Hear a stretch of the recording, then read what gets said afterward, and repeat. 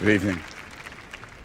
For those of us here tonight that are 70 years old or younger, Jack Cardiff was shooting film before we were born.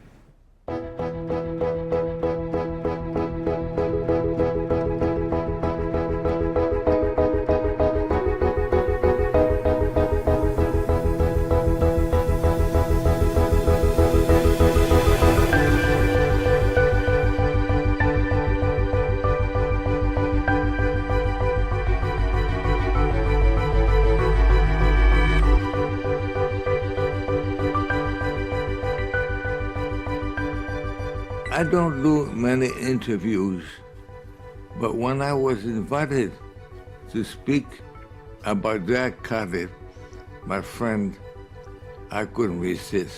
Because Jack Cardiff is an amazing guy. Every time I saw certain names, and one of the names kept popping up was Cardiff. Every time I saw these names, I knew I was in for something very, very special.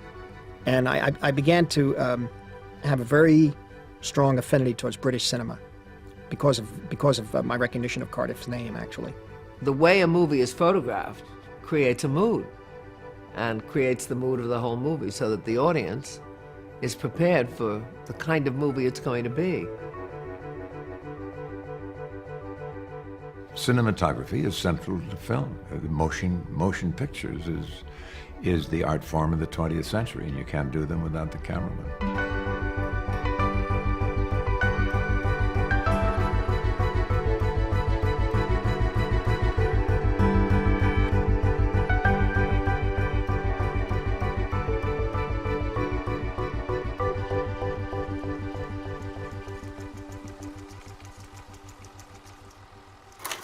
Going over to Bogey, he's dead, she's dead, she's dead, she's dead, she's alive. I'm just alive. It's fantastic, isn't it? You've outlived them all. Yeah. Incredible. I don't know. Do you think it's a tragic industry to be in sometimes? No, I don't think so. I think it's a nonsensical thing to be a job to be in because it's full of hypocrisy, hyperbole, just about everything you can think of.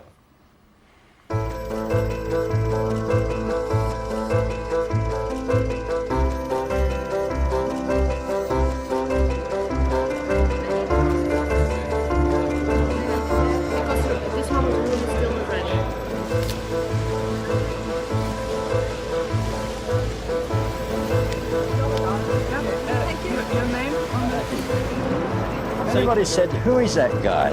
Because I don't think anybody really knows who I am. I'd say, well, I used to be a stand-in for Frank Sinatra. How would that be?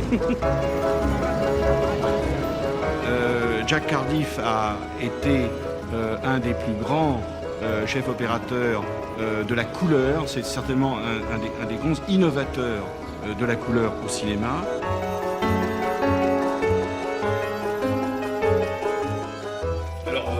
C'est un extrait du Narcisse noir.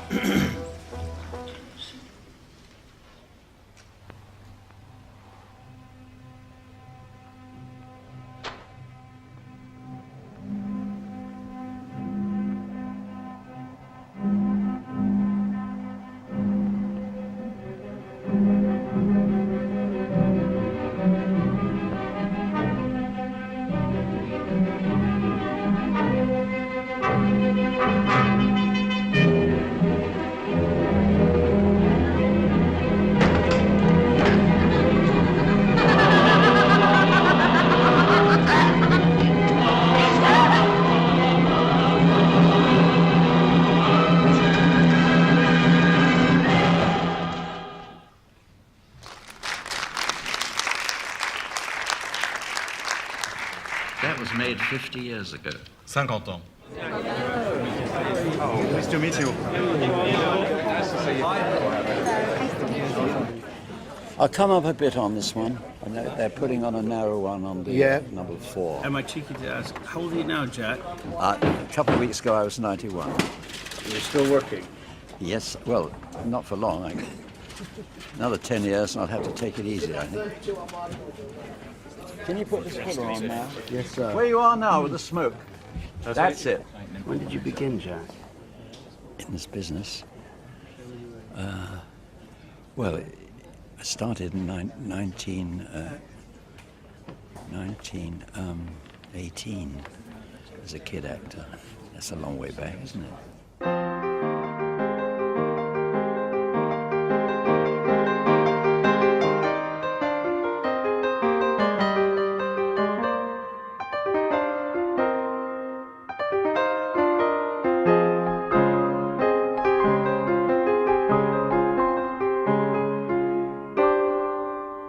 That's myself when I was about 5 years of age. You'd already been in a movie at this point, hadn't you? Yes, I had. Do you remember, as a child, the first film you acted in? Very, very, very fuzzily. I know that it was called My Son, My Son. I was 4 years of age, and it was a silent picture, of course. The director used to shout the instructions through the megaphone, you know, now smile a bit, look over to her, you love her, come on now, you do this. And that was easy, you know. In between stage shows, my mother and father would work as extras sometimes. The standard rate of pay in those days, the extras got 1 guinea a day. And there was something like, I don't know, 150 or 200 extras. And they were paid at the end of the day by filing past a little booth. After a while, they realized what they could do. They'd get to the end of the queue and they'd change hats or put on a different hat and a different coat, and they'd go by and they'd take another guinea. And they were making a fortune until they were found out. The queue was filing by for hours collecting guineas. I had a different home every week. I went to about 300 schools in my youth and learned practically nothing. So where did you pick up all your skills? I read a pornographic book by Frank Harris, but in between the porn there was all these great names he mentioned he'd met, all these great writers and painters and musicians. And I went out to Foyle's and bought all the books he mentioned in his book. And I read the lot. And that started it, and I kept on reading ever since. So you learned in between bits of pornography? Yes. The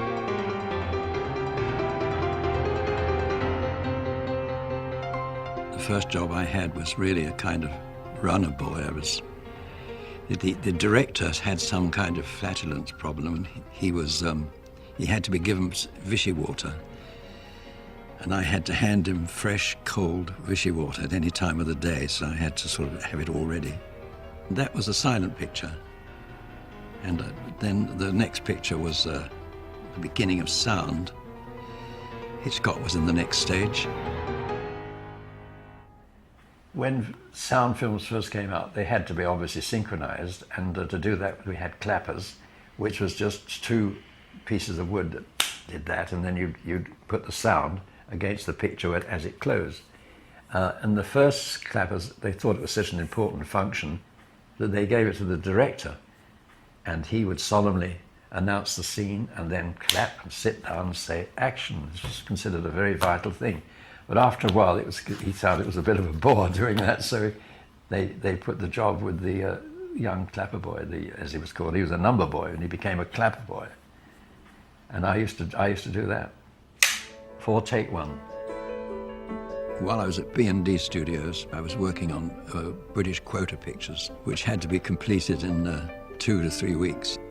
I was then operating the camera, and you couldn't make any mistakes, because they'd never do another take. There wasn't time, there wasn't money.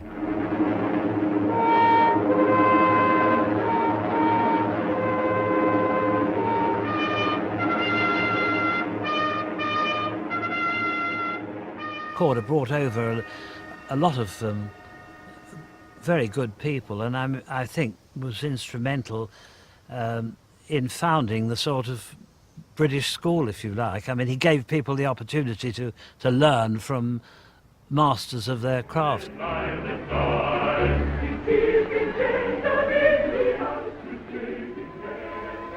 Run. Run, Orlando. A lot of fascinating stars were coming over and big directors. And what was most important, very good top Hollywood cameramen.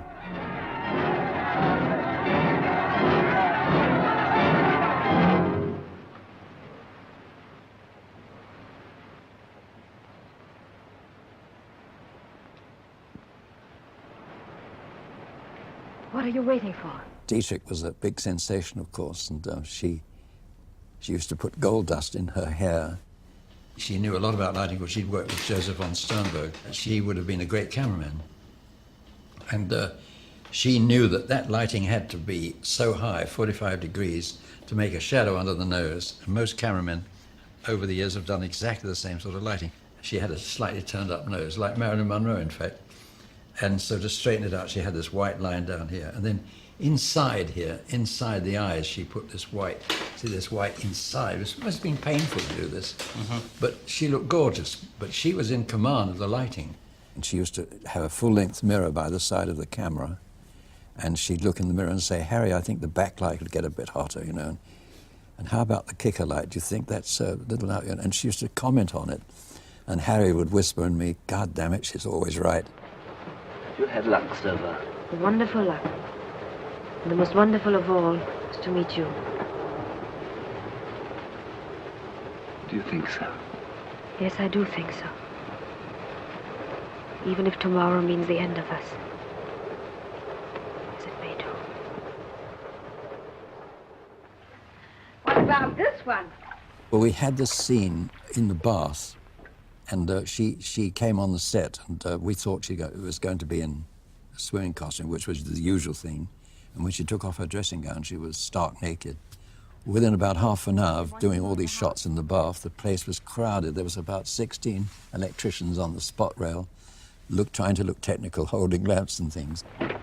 The ground, which was a paper floor, was getting wetter and wetter, and as she got out, she slipped on the soapy water and fell with a crash, and the towels missed her completely, east and west in the air. And there was the great Marlene floundering about on the floor, stark naked.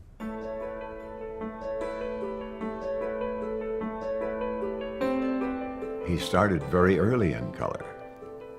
Started about when they started doing color, I believe. That's right. And it's a different medium, really. You light in a different way, which of course is the cameraman. Technicolor people had come over to choose one young operator to be trained in Technicolor. They came out shaking because the technical questions were absolutely very, very tough. So when it came to my turn, I said right away, well, I'm afraid on the technical side, I'm absolutely zero. And there's a shocked silence. And they said, well, how do you think you're going to get on in the film business? And I said, well, I study painting and light in buildings and so on. And they asked me which side of the face did Rembrandt light. I took a chance on that one and said this side. And of course, it would be reversed in an etching.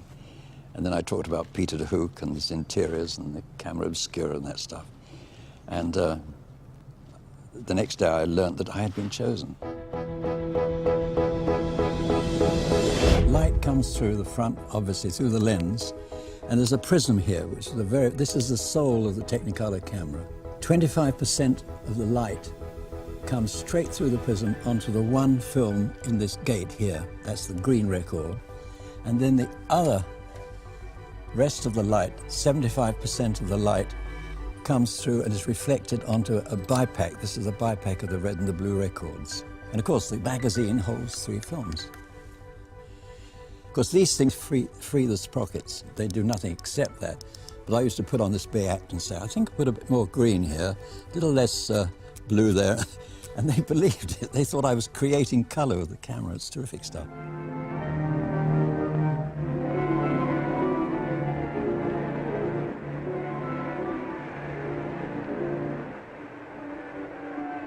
The whole camera department were American, and Jack was the only one on the camera crew who was English. And he was the camera operator on it at Denham. Second now, Nocturne and Destiny, here they come. Nocturne well in front of Destiny Bay. Johnny Houston in rather a pocket on wings of the morning. It was a fascinating new world because I was into the Impressionists at that time, and I was mad about the Impressionist painters. And I thought, well, this is it.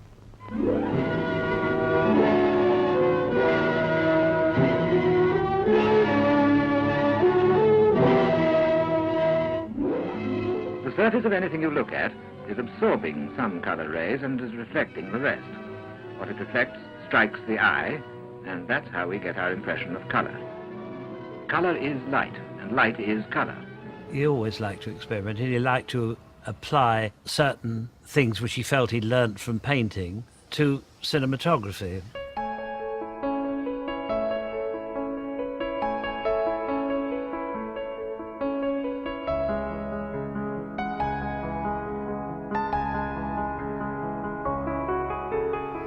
Well, as you see, I've always collected a lot of interesting paintings and drawings. I learned a lot about painting. Well, I'm still learning, let's face it. The main idea is I copied some painters. I liked that Boucher. I couldn't afford to buy the real one, and so I copied it, and that's the way to learn. A lot of real painters copy other painters, you know, because this way they learn from each other in a way. It's a very interesting thing. Some people say, oh, it's a copy. Yes, it's a copy, but it takes a long time to analyze the painting to make the copy.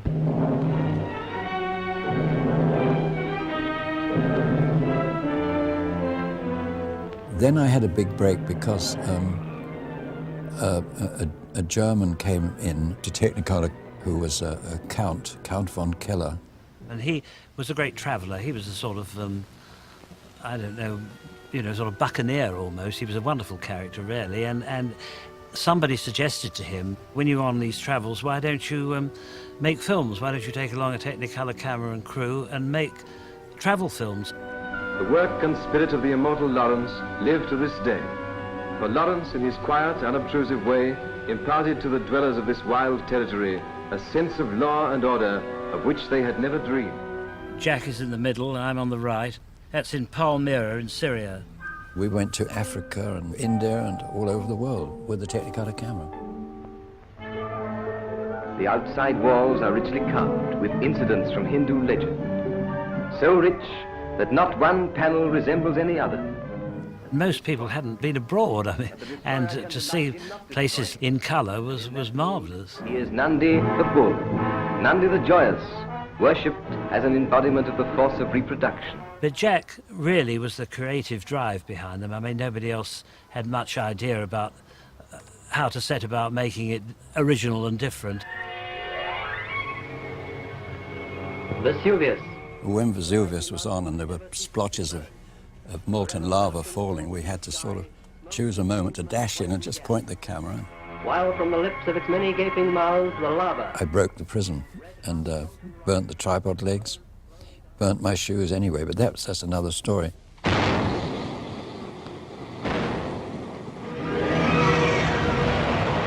Western Approaches is an extraordinary film because it's the first ever Technicolor documentary, really, that isn't a travelogue. What have you decided to do, sir? Make for Ireland. Prevailing winds and part of the Gulf Stream should be in our favour. We had a lifeboat with 22 merchant seamen in it, and the Technicolor camera was very clumsy, very difficult to work, and the director and myself and a few assistants and so on. And we went out every day on the Irish Channel, which was absolutely horrible. This is the Forces programme. Now here's a short recital of gramophone records. We're on the home stretch now, Bill. You can always tell when you hear the old BBC bumping along now. For the first time in living memory, British filmmakers had a British audience. People really enjoyed seeing British films. They actually preferred them in some cases to American films. They felt they came from, closer to the scene of the action. How could Americans understand what people in Britain were going through during the war? And so, towards the end of the war, I think British filmmaking was really on a high. At that time, I had not yet photographed a feature film in its entirety. I'd done lots of little pieces, and I'd worked mostly on the second unit. And I was desperate to get the big break.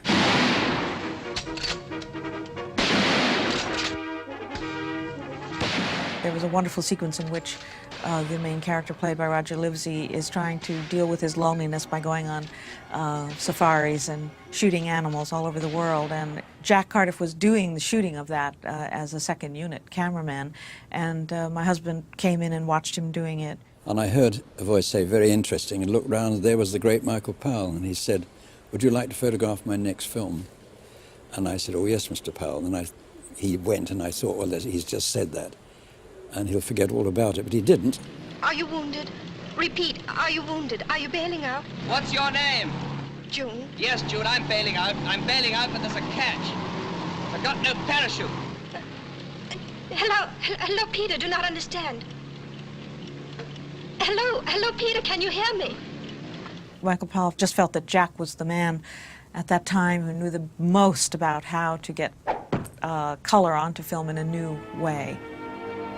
The Archers had what was described as the longest period of subversive filmmaking within a major studio ever. And because their films were very popular, commercially successful, they got away with murder. We were our own bosses. We produced it, we wrote it, we directed it. And if anybody said to us, "May I suggest you do this?" we just said, "F off."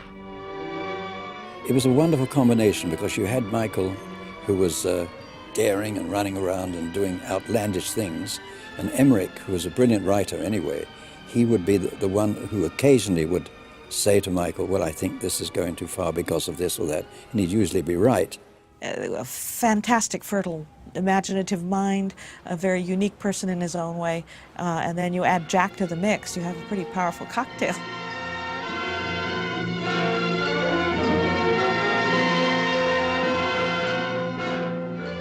It was daunting for me as my first film, and even for Michael Powell, it was an ambitious project. We were doing an exterior, and Michael said, oh, he said, I'd love to have a fade in, a kind of, instead of just a fade in, I'd like to have something different, like a mist thing or something. I said, well, wait a minute. I said, look through the camera. So he looked through the camera, and I went to the lens and went,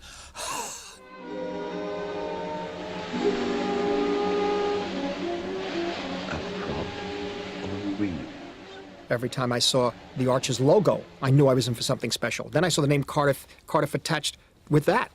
And I knew that this was a very, very unique, I was about to undergo a very, very unique experience. Child, where were you born? In Boston, sir. I'd made a bunch of films in Hollywood, but nothing to compare with this. It was an enormous production. The court will adjourn.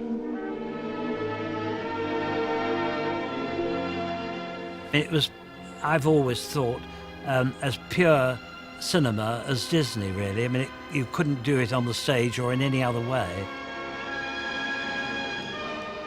I remember in the first preparation days of the film, I said to him quite casually, I said, Michael, I suppose heaven will be in color and the earth will be in black and white. He said, no, the contrary. And I said, why? He said, because everyone expects that. And that was typical in his nature. He was perverse to the extent that he would like to do anything that was different. I mean, the ordinary was anathema to him.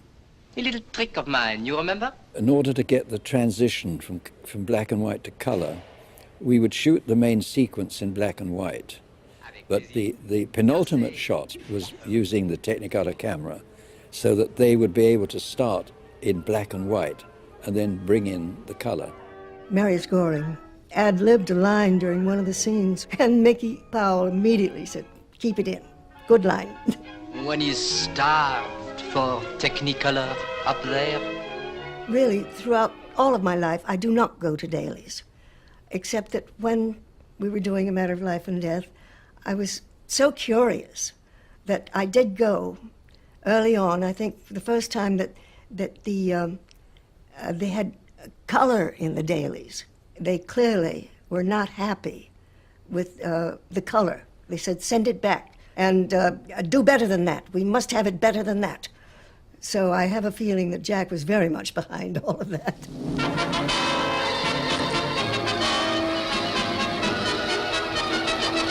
Outside the Empire, thousands of Londoners crowding the approaches to see the royal family and also the many film stars and notabilities attending the Royal Command film performance. Michael Powell, one of the two producers of the film, on the stairway. At the end of the picture, either the cameraman would collect these, put on one sheet, or Technicolor would do it for him. I have several, and they're great fun to look at them.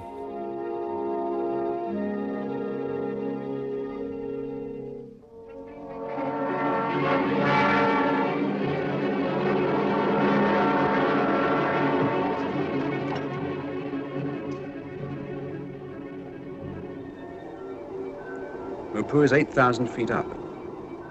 The peaks on the range opposite are nearly as high as Everest. The people call the highest peak Nanga Devi. It means the bear goddess. On Black Narcissus, we all expected to go on location to India. And we were greatly surprised when Michael Powell, the director, told us the entire film was going to be made at Pinewood Studios in England. I saw it as a wonderful exercise for all of us to produce a real perfect colour work of art. Michael collected around him the best technicians that were available, and he had a brilliant art director, Alfred Junger. He was very German and highly organised, and if he designed a set, when you walked on for the first time, there would be a cross on the floor, and he said that is the camera position with the 35mm lens.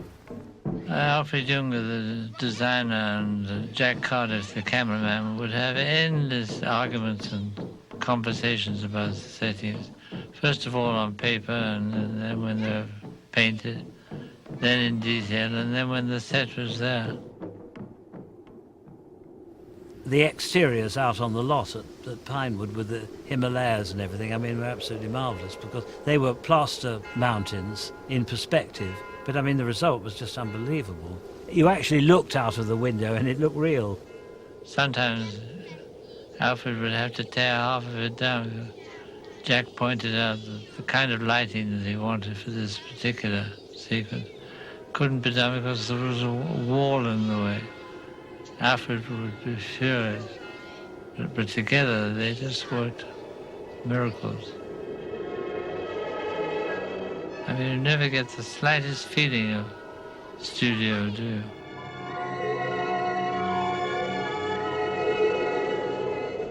After the film was released, I believe Mickey got a letter from someone in India who said that they knew the locations, they'd seen them. It was a good idea.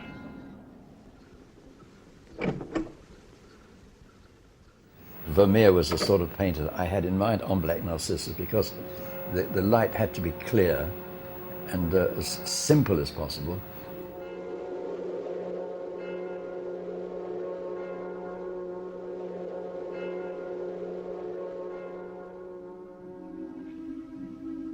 When I did this green, having green filters in the filler light and sort of pinkish colors in the sun effects, it was a thing of anger. I tried to use the same kind of mood in that I mean, any cameraman would get ideas from Van Gogh and moods of light and things.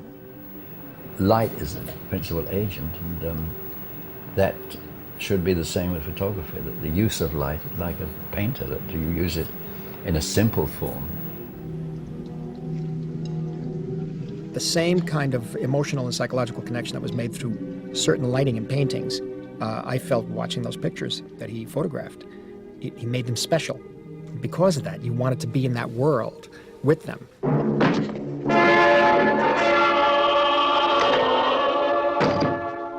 You can't order me about. You have nothing to do with me anymore. I know what you've done. I know that you've left the order. I only want to stop you from doing something you'll be sorry for. Sister Philippa is going back in a few days' time. I want to send you with her. That's what you would like to do. Send me back and shut me up. I think Michael Powell felt color was very much part of the narrative. Sister Clodagh! Do you know what she says about you? Well, whatever she said, it was true. You said that because you love her! I don't love anyone! Clodagh!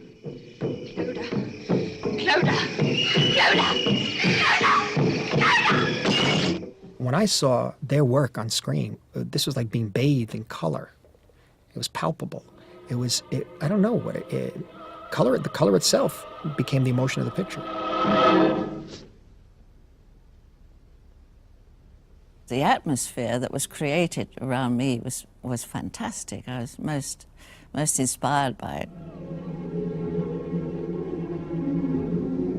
I mean, I thought I was just going out looking a bit malevolent.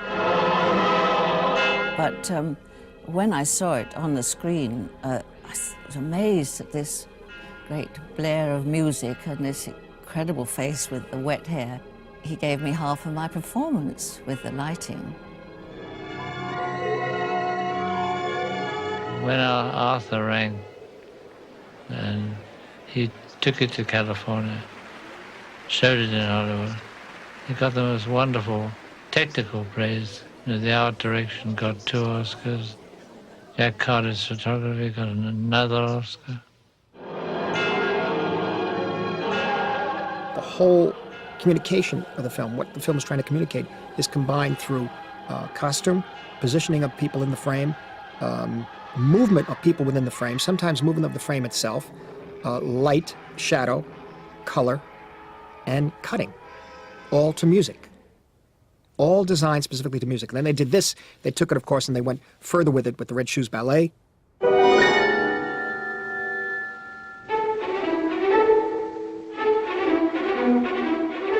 The last day but one of Black Narcissus, Michael Powell said to me, "What do you think about ballet, Jack?" And I said, "Not much." I said, "All these sissies prancing about, you know." And I said, "I don't think much of it." And he was amused rather than horrified. He said, "Well, Jack, you better get to like ballet because this is your next film." And he said, "And I've got tickets for it to go to it practically every night." And I thought, oh my God. And very shortly, of course, I became absolutely wrapped up in ballet, and I loved it. Actually, Miss Page, I want more, much more. I want to create, to make something big out of something little.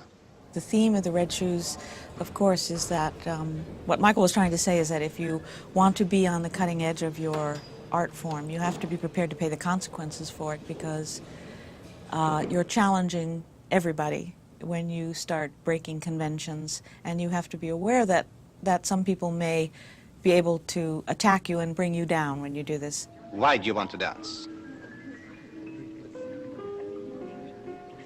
Why do you want to live? I don't know exactly why, but I must. That's my answer, too. Some ballet enthusiasts feel that it's not the best shooting of ballet. Well, the best shooting of ballet, I guess, if you want to be literal about it, would be from head to toe. The way Fred Astaire had in his contract that you have to keep photographing him head to toe. But what they did was they changed that completely. They paid no attention to that. And what they did was they made a film about what goes on inside the dancer's head.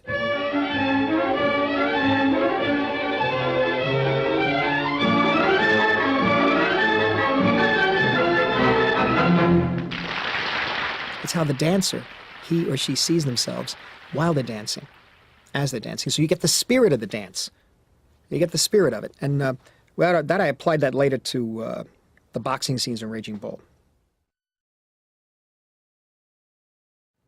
What they hear, what they see. What they hear and what they see. Very important.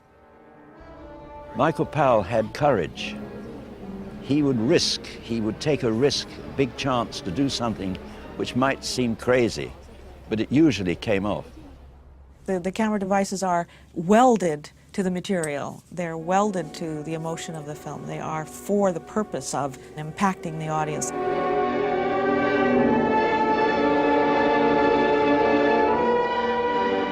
I think because Jack had vision, you know, about what he was going to do, he didn't feel curbed by the restrictions of that time. I had the idea of increasing the speed of the camera very rapidly, that as he jumped, I went from 24 frames to 48 frames for about less than a second. So it went up, and as he got up, it was going much faster, which slowed him down imperceptibly, and he seemed to linger in the air on the top of the jump. You could see that they were constantly coming up with great ways to use the camera, and when you see how big that thing was, how they did it, I don't know. I mean, they did call it the Enchanted Cottage because it was so huge, and how they moved that thing around, I don't know. It was amazing. Can you imagine? Things it was have changed. Enormous, and you didn't have much room to get lights around it, you know. That's a famous Technicolor camera. Jack, me, with the camera flying in and out as so from the viewpoint of a dancer. Would have been a handheld shot these days, but I mean the camera is on a sort of bungee slung from a chain in the roof.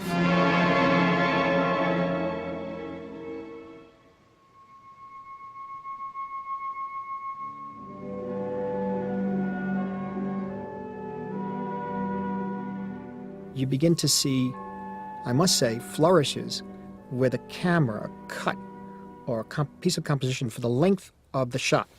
That you begin to realize that he's using the lens like brush strokes. becomes like moving paintings. You know, it's a painting he's made, along with Hein Heckroth, along with Michael and Emmerich Pressburger, there's no doubt. But it's a painting. Paintings that moved, extraordinarily moved. Not only moved visually, but emotionally and psychologically also.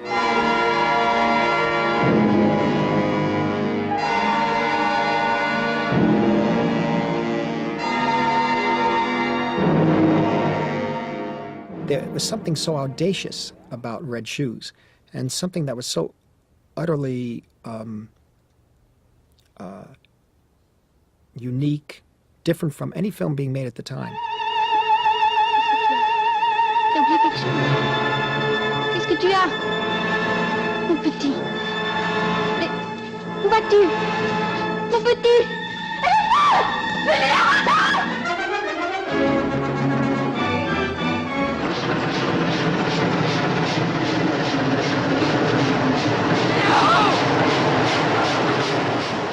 The lessons of those films have never left me. I still keep drawing upon them. I think it's had a huge influence. I mean, particularly on Scorsese, of course, and Brian De Palma. De Palma, easily, the Expressionism. It's about expressing color. It's expressing, the glint of a knife and the color of the blood. I mean, it's all there with Brian. Look at Scarface. And Lucas and Coppola. And then, of course, you have Francis all the time. Godfather, clearly in One from the Heart.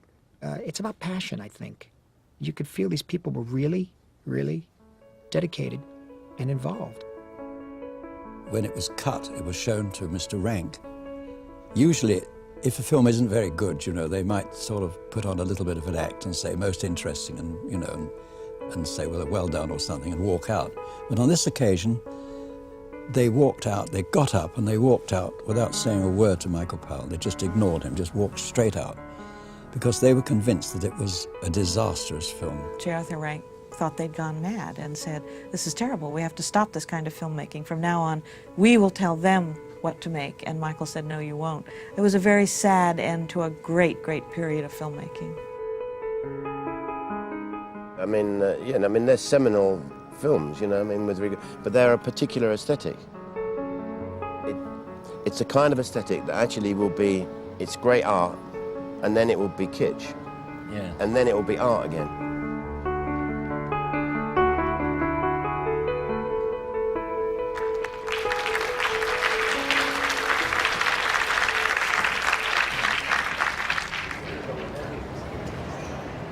I've signed all over England and in America too. And I just lost count. Happy birthday, huh? Yeah, that's very great. I remember outside the studio gates once, I'd just come back from seeing Marilyn Monroe and Laurence Olivier, and as they came through the gates, they were all screaming, you know, and then I went by and they said, who's that? And somebody said, oh, he's just nobody. How did you feel? Well, just like a nobody. Well, after working with Powell and Pressburger, Jack had a remarkable career, really, because in quite a short space of time, in less than 10 years, he worked with many of the greatest filmmakers in the world. I mean, it's a real roll call that starts with Hitchcock.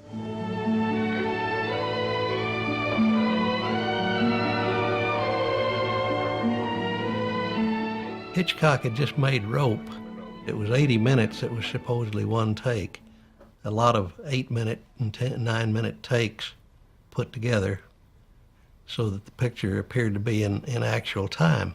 And I think Hitch was in love with this idea because he felt a certain technical satisfaction. Ingrid Bergman, she is alleged to have said, you know, you care more about the technicalities than you do about the acting.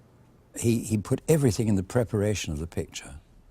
He very rarely looked through the camera because he knew what the camera was getting. He'd say to me, Jack, you've got the 35 lens on, yes, and you're just getting the hands in the picture, yes. He knew what he was getting. It was the first crane of its kind that ran entirely independent of tracks. The camera started in the front of the house, through the kitchen, and then into the drawing room, talk, went into the hall. Parts of the set would have to slide open to allow the camera crane to go through. We'd pan round to where the walls had been closed. I had to light 6 or 8 sets, more, dozens of different positions, round and round, back to the hall. All in one shot without the camera stopping. I had electricians holding lamps and dodging under a table and coming out. On one occasion, we had a shot where we had to go upstairs and through the door, and as we approached her bed, we went into a big close-up. When instead of sort of going up, looking down on the bed like that, which was a cumbersome thing to do, we approached her straight, and the bed was on electronic things, and as you tracked in, the bed would come up like this so that you'd have a big close-up without the camera going too high. It ended up by not being 10-minute takes. There were some very long takes, but it became impractical to do. It couldn't possibly be wonderful photography because it was everything was a compromise. But it was really my greatest achievement in a funny way because it was doing the impossible. I'm just going outside. I may be away some time.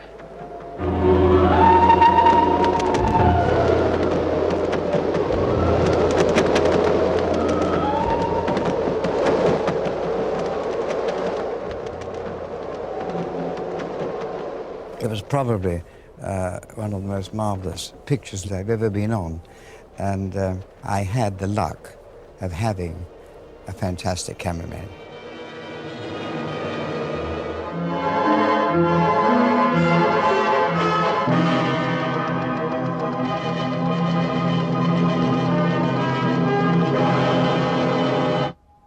There was something very, very special and unique about the English use of Technicolor, particularly by a man like Cardiff. And that became something else, and that had a lot to do with emotion, I think. It had more to do with painting. Not to say that the American cinematographers didn't use painting. Of course, they were brilliant. But how should I put it? That was a different type of commodity. Jack joined Hollywood at the point at which it really began to march out into the world.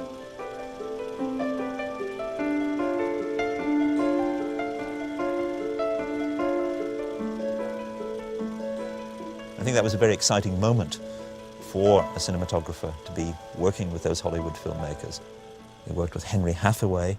Well, he was a toughie. He really was a toughie.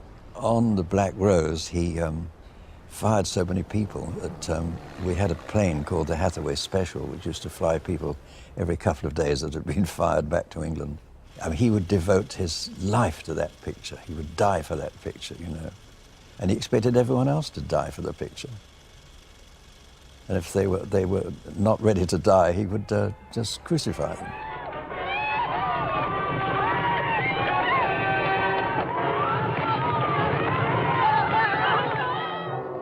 I never saw anyone look less like young gallants going off on a great adventure. He said he'd play Genghis Khan on condition that his coat was lined inside with mink.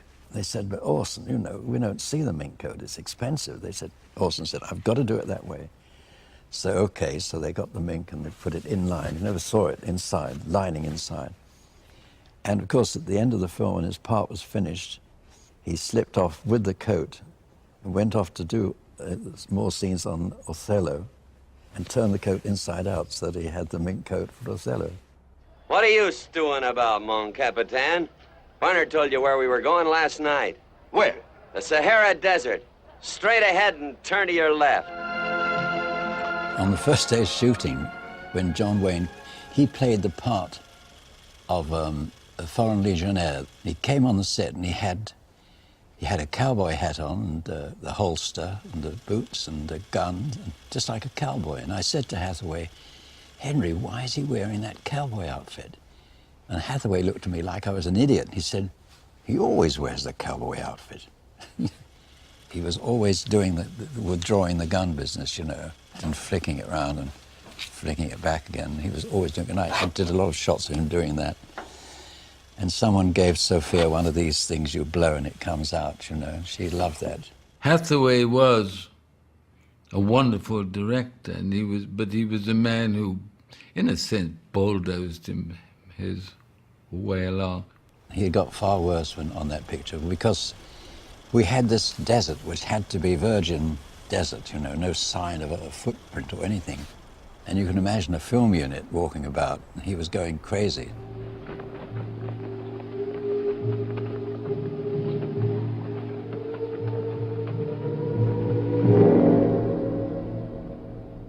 The English crew were having a cup of tea in this so-called place, and he put up a notice on the board, because he hated the whole idea of the English unit having tea, and he said, in future, on the notice board, the English crew will drink their tea standing up.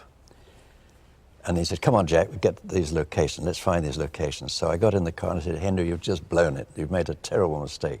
He said, what the hell are you talking about? And I said, well, at the moment, the English crew, they respect you. They don't particularly like you, but they respect you. But I said, now you've done that. I said, English tea. I said, forget it. I said, you're a villain from now on. He said, oh, you're full of shit. You know, and he just thought for a moment, then he turned the car around and drove back, and he tore the notice board off the screen.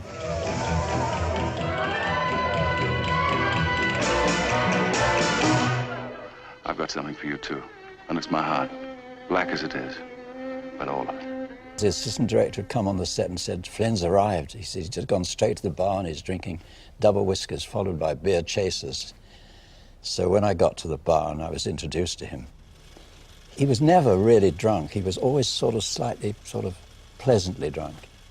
Errol fell ill halfway through Crossed Swords, and he collapsed and was taken to hospital. And the doctor said, well, I'm afraid we think he's dying. His liver doesn't exist anymore. He has no liver. And the producer said, you don't understand.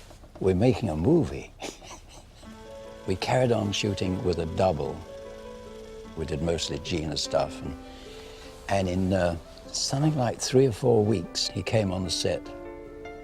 And he did look pretty awful, but he had survived. And the doctor said, well, it's a miracle. But of course, he was never touch a drop of drink again. And he came on the set with a glass that much neat vodka, and as usual, carried on as usual.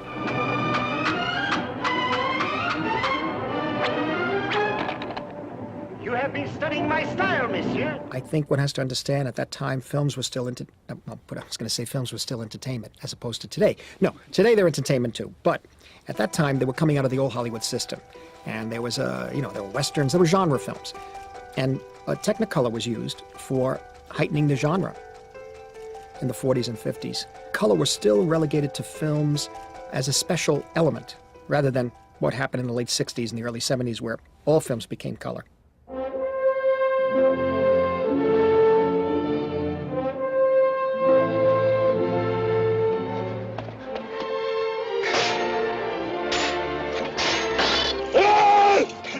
Jack was suggested by the producer of the picture, who also happened to be the star.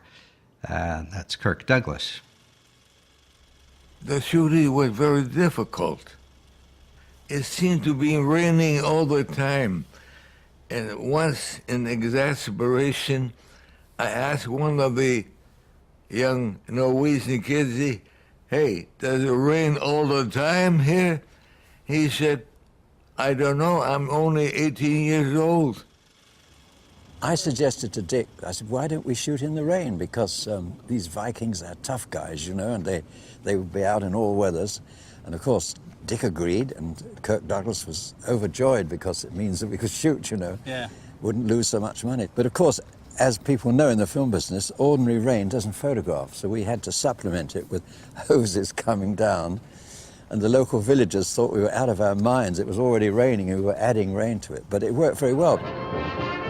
Kirk Douglas, he liked doing his own stunts. In fact, he was a very good, he had a good sense of timing and all the things that are good in a stuntman. You know, he does the shot walking on the oars. That's right. He fell in once or twice, but he soon got the hang of it. Well, that was considered a must, that he had to fall off, because he was too perfect, in fact. When he climbs up the wall of the castle, you know, after having thrown the axe, he climbed himself.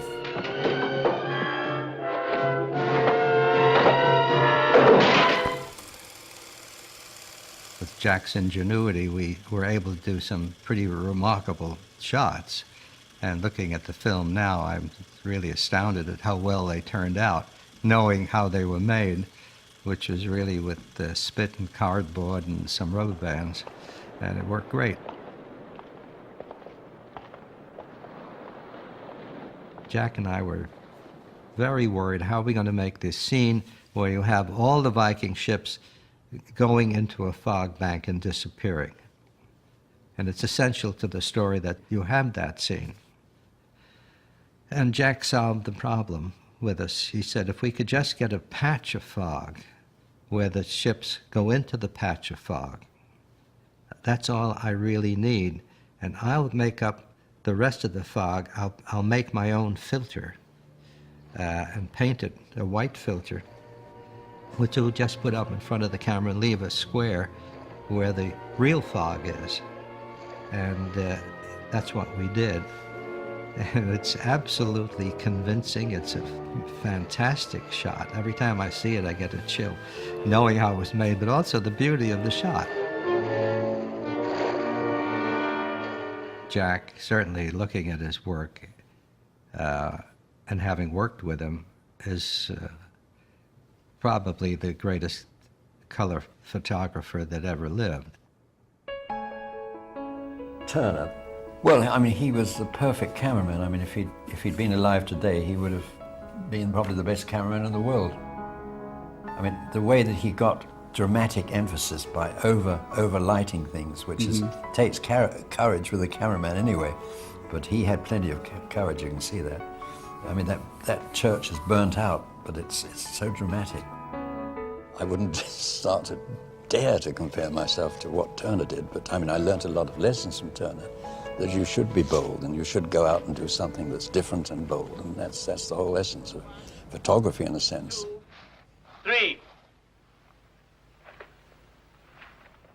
We wanted an extreme long shot with a wide-angle lens of the duel with the snow, and these two guys facing each other, long shot.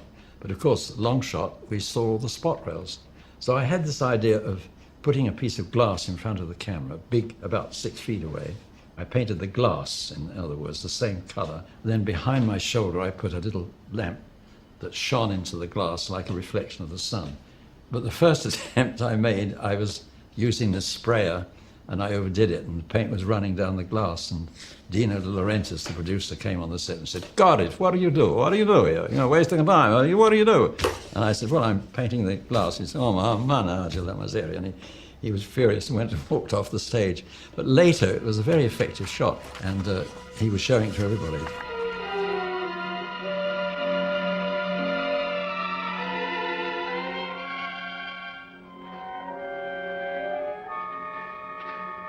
Of all the love stories France has given to the world, this is the one to live in your memory. I had a call from New York from Josh Logan. He said, Jack, I want you to photograph Fanny. I can't marry. Why? I loved the film. It was great fun working with Maurice Chevalier and Leslie Carroll.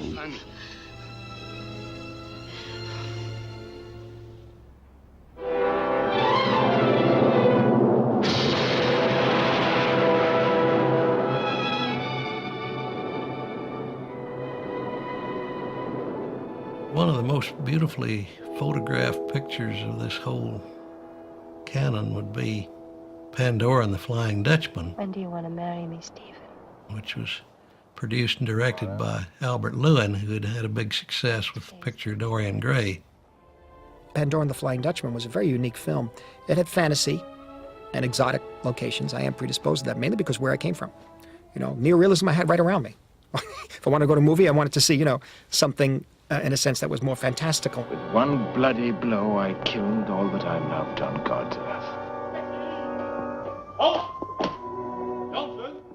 It was so romantic, you know. It was so romantic. It took you to another world completely.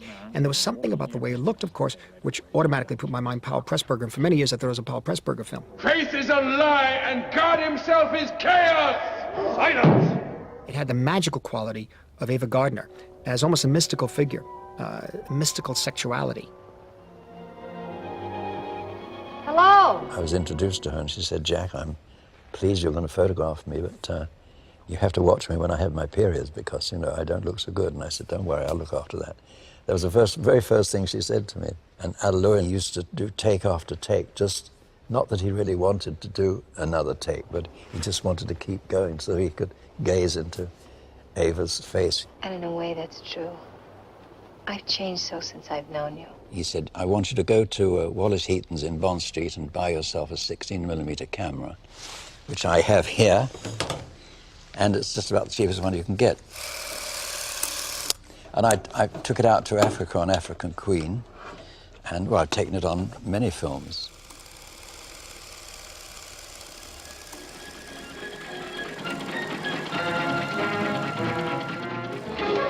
A little to starboard, miss. No, the other way.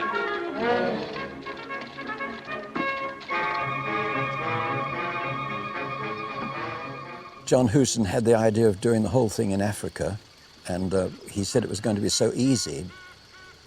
Huston went out there, and he said he didn't like that location. It was too pretty. So he disappeared for a couple of weeks, and we wondered what had happened, whether he would been eaten by crocodiles or something, but he then sent a telegram saying he'd found the perfect place in the Belgian Congo. It was right in nowhere land. I mean, it was called Biondo, this place, and it was beyond anywhere. It was 2 days jeep ride from Stanleyville. Bogey was not always thrilled with the choice of locations, because if there was an impossible location to be found, John Huston was the man to find it. I was there for the whole shoot, and I think Jack had tremendous admiration for John. John always tried to get almost impossible shots, really difficult ones, and Jack always got what he wanted.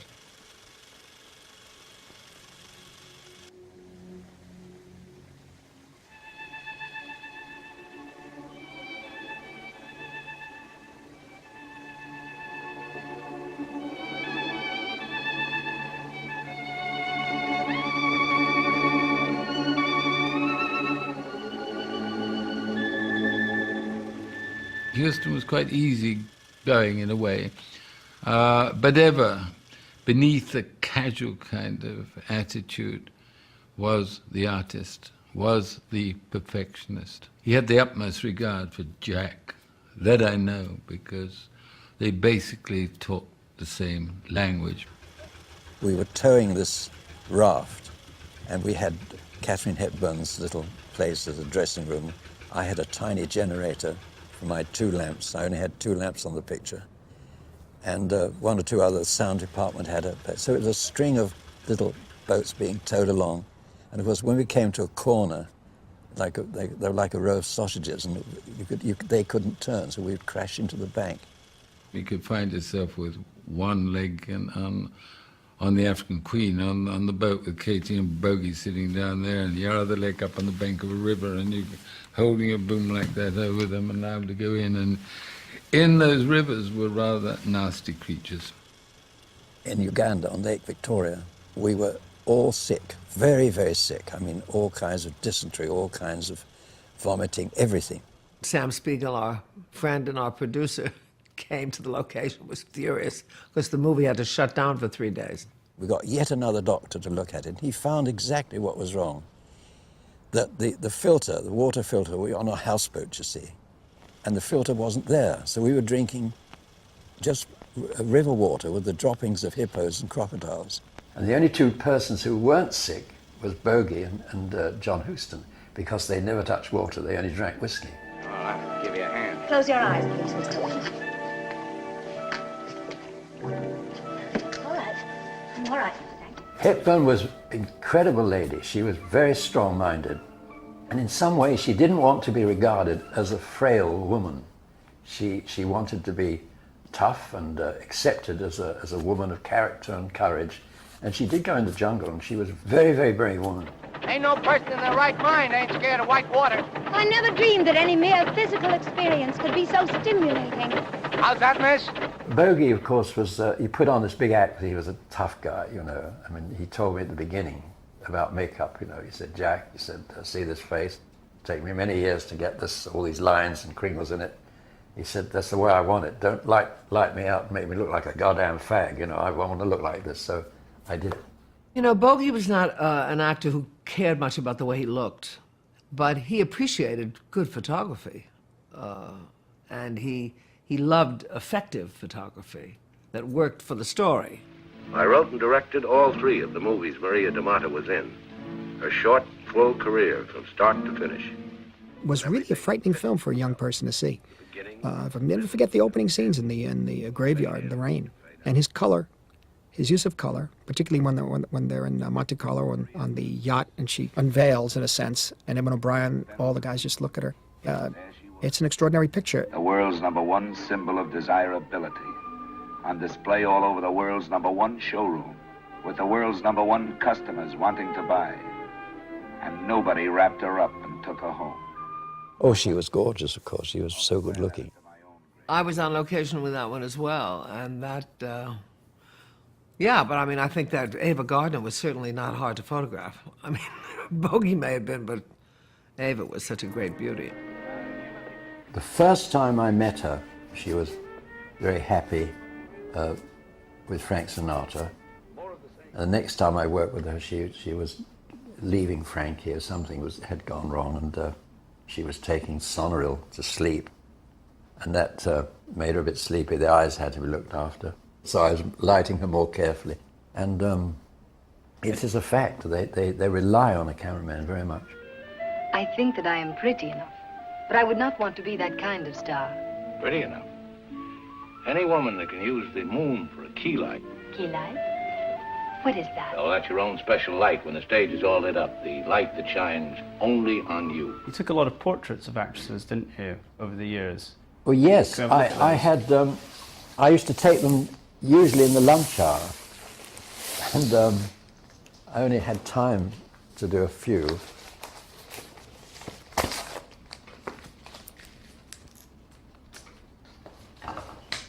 Audrey Hepburn was one I did on War and Peace.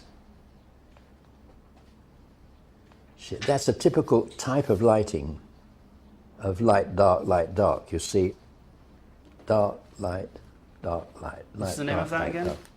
Chiaroscuro.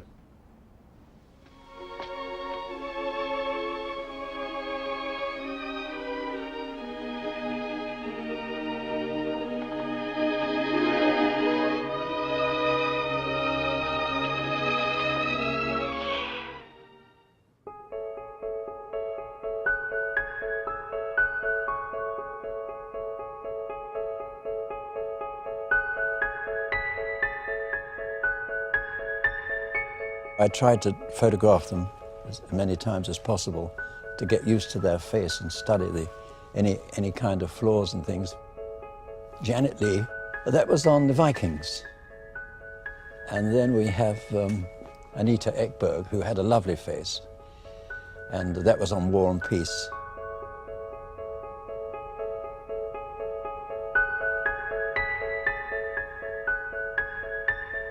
They all had different qualities. I mean, Lorraine had the most gorgeous eyes, very expressive eyes. Audrey Hepburn had these very thick eyebrows, which was, she made a fashion out of that, you know, and she made a fashion out of many things. That's Sophia Loren with a big hat. This is when I became like an amateur enthusiast who takes pictures wide as he takes them. He likes to take pictures, you know. And these women were beautiful women. And, you know, like you collect stamps. I collected beautiful women, photographically, of course. Marilyn was always sort of perfectly made up, and she had a face which was virtually perfect. She had a slightly tipped up nose, which was very attractive. And she specifically asked for you once. What was that? Well, that was because I was in vogue.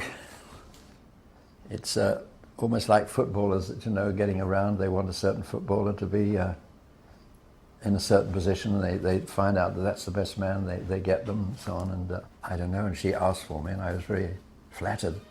Oh, you have pretty eyebrows. Love, what a universe of joy and pain lies in that little world. Larry was, he was supposed to be in that position, but he wanted to look through the camera to see what the shot was. He was directing, wasn't he? He was directing. He wanted to see what the shot was, so I took his position. And Marilyn put her arms around me like that, and then later on she wrote, "Jack, I tell you what we'll do." And Arthur Miller, the husband, said, "Oh, no, you don't." So that was that. What were you going to do?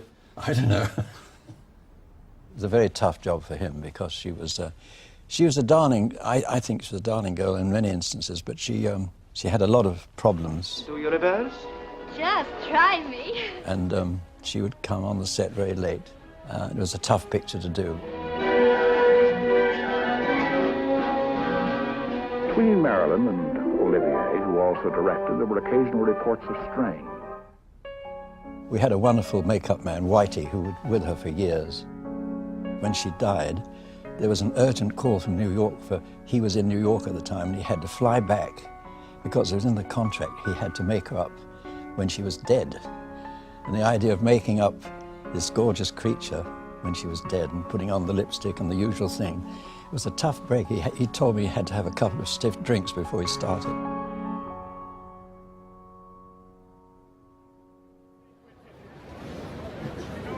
Some weeks ago, I had a celebration party celebrating my 80 years in the cinema.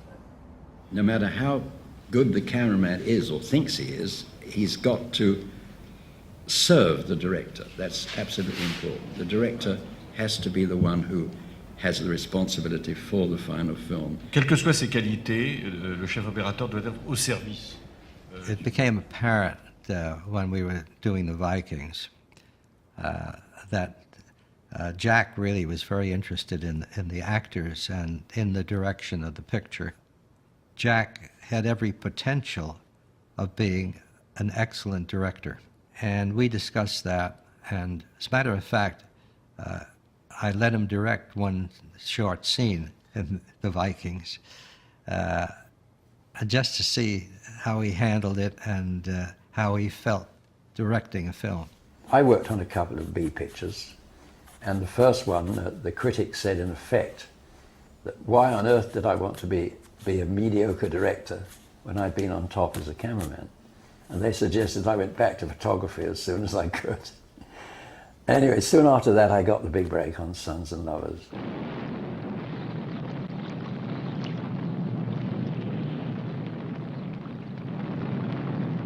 What is it? It's the mine.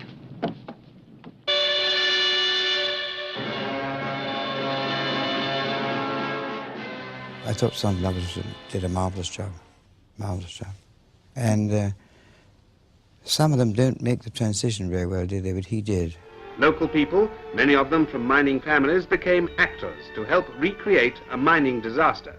Jack Cardiff was the director. I do think that cinematographers are inclined to be suspected of concentrating on the look of the picture, which I don't think Jack did, and I think that he was very clever to want to work with Freddie Francis, who was a very established cameraman at that time. I'd just done a film for Jack Clayton, a room called Room at the Top, and I guess Jack liked the look of that and decided he'd like me to do his film. Either that or he thought I was cheap, I can't remember. I would never go to Freddie and say, hey Freddie, do you think the backlight could be a bit hot? Or, you know, whatever. I would never say anything. It's a beautifully lit and beautifully directed black and white film. In fact, it's one of the classics of British black and white cinematography of the post-war period. Forgive me. Forgive you? I love you. I always thought, being a southerner, I always thought that going up north it was dreary and dark like that, so I was quite happy to shoot it that way. Action. And the local actors jump to it, producing a scene which will be one of the highlights of the film.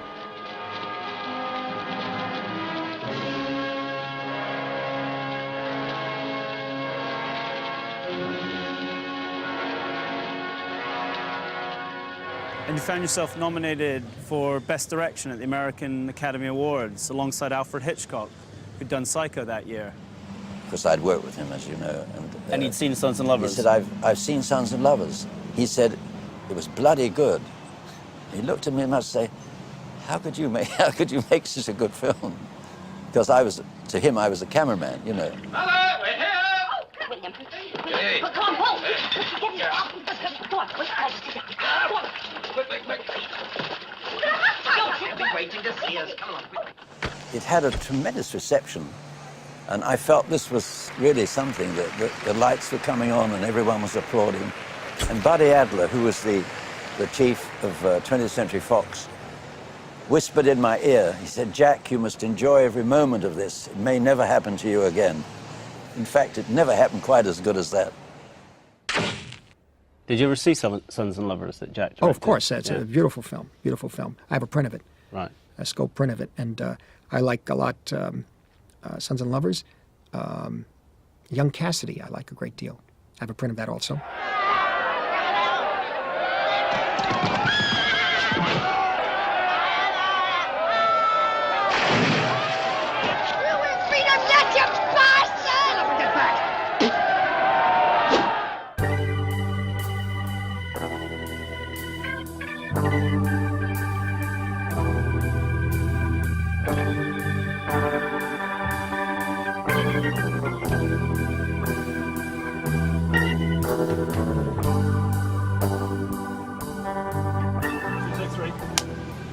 Was it hard for you to go back to cinematography after the kind of heights of Not Sons really. and I've Lovers? always loved photography anyway, and that was a time after that, some years after that, that I made about a dozen films in all, and then the film business in England, as you know, more or less collapsed. There was no work at all.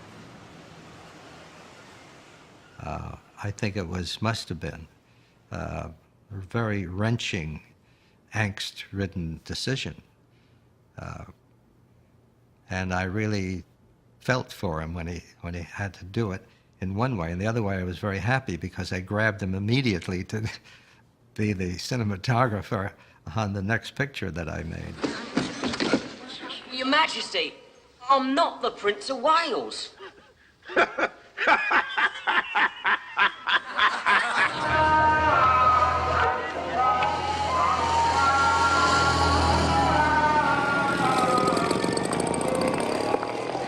There are good cameramen and fast cameramen. There are very few good and fast, and Jack was one of them. That one's the Red Shoes, and that's Rambo. And I think most people are very surprised that a CV could incorporate the Red Shoes in the late 40s and Rambo in the 80s. Oh, I had a lot of fun on the Rambo picture.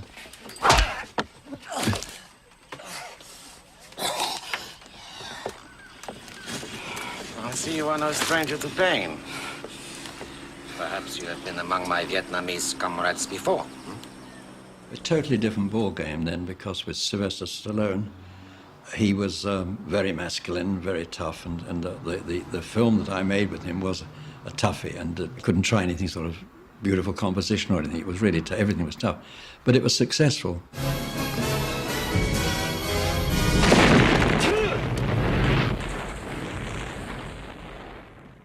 Jack was the same dedicated, brilliant creator that he always was. He didn't change in all that time, and he put the same amount of enthusiasm and extreme professionalism into the last film we made as he did in the very first. The only other cameraman I work with who is that fast and that good is Sven Nykvist. Sven is lightning fast, and so is Jack.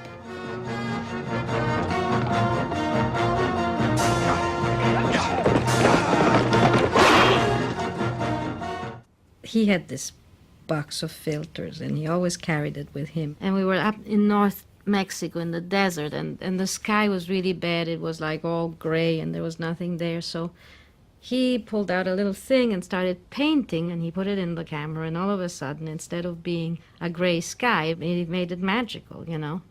He's just a genius.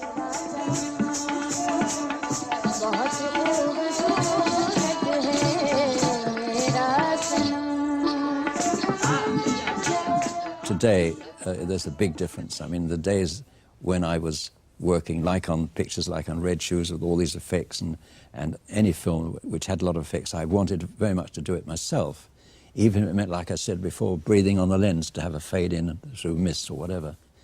But nowadays, anything that comes up, like a shot is going to be made, which is really fantastic, they say, Jack, don't worry about that, special effects will do that. So I always felt a bit left in the lurch. Digital imagery looks real, but it lacks an authenticity. It lacks the used feeling in a way. It lacks the feeling that you're really there. And then the attack. But what I'm saying now won't matter at all because it's already gone. It's all finished. Today, this scene you see being filmed has been processed in Technicolor.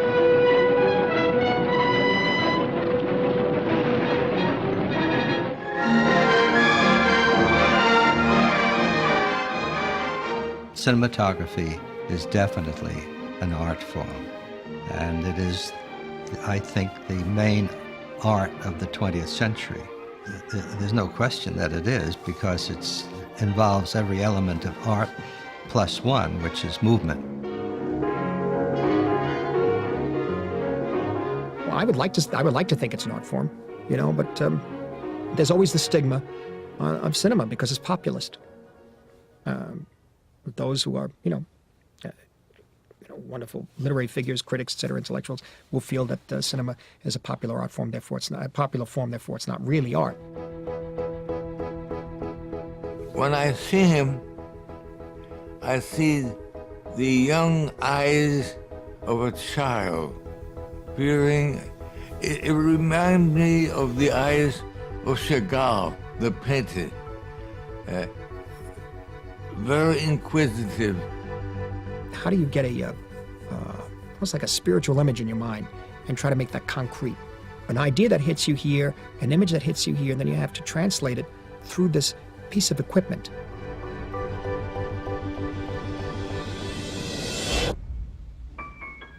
Some people, in an effort to be kind and complimentary, they say, Jack, they don't make films like those old Technicolor films, you know, but of course that's all nonsense.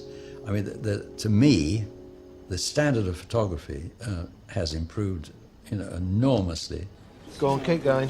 Keep going. Chris, you see where I'm going. But why don't you want to retire? No, I think it's. I'd hate the idea. I've got a big horizon. I mean, there's painting in between, which is nice to do, and hopefully one of these days I'll just drop dead on a film set.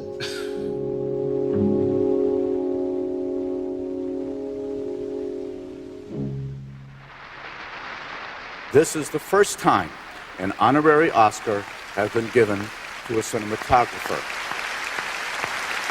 Ladies and gentlemen, it is my special privilege to present to you Mr. Jack Cardiff.